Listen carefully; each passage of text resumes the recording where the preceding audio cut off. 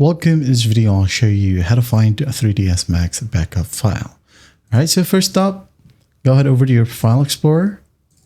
Now in here, go to this PC, local disk C, or where your OS is installed. Now go ahead and go to Users.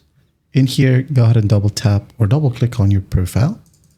And in here, go to find Documents. Now select the 3ds Max version. For example, I have here the 2026 version. So I'm going to go ahead and double click on it. And here we have the AutoBack folder. Double click and here we have it. Okay. Now, another way to find out, you can go ahead and go to search, type down AutoBack, just like so, and you'll be able to see it here as well. The files and its file folder. Just click on it. And if you have other versions, just go back to Documents right here, just like so. Maybe this one is 2025 and just find the AutoBack folder. Now, if you want to change the frequency of your saves or backup, you can go ahead over to 3ds Max, click on Customize. Now, under Preference or Preferences, we have here Files.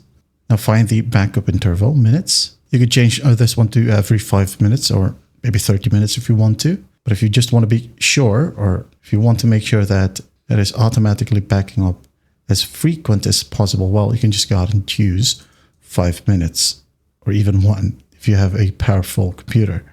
All right, that's basically it. That is how you find 3ds Max backup file. I hope this video helps, and I'll see you in the next one.